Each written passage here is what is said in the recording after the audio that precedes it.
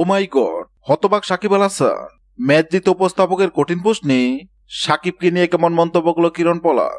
মাঠের লড়াই শেষ, দুবাইকে উড়িয়ে দিয়ে এমআই আমিরাটস এখন প্লে অফে।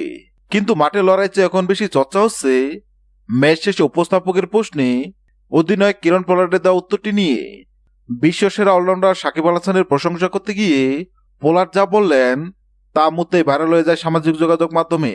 ম্যাচ জয়ের পর যখন উপস্থাপক পোলার্ডকে জিজ্ঞাসা করলেন আজকে লো স্কোরিং ম্যাচে জয়ের মূল চাবিকাঠি কি ছিল, পোলার্ড বিন্দুমাত্র দেরি না করে সাকিবের নাম দিলেন। পোলার্ড বলে, দেখুন, যখন আপনার দলে সাকিবের মতো একজন কিংবদন্তি থাকে তখন অধিনায়ক হিসেবে আপনার কাজ অর্ধেক সহজ হয়ে যায়।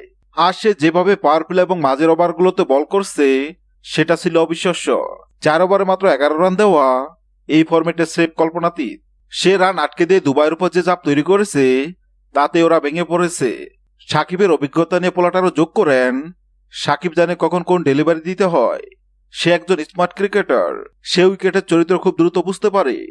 আজকে জয়টা আমাদের বোলারদের জয়, আর সাকিবের এই 4 ওভার ম্যাচের ভাগ্য করে দিয়েছে।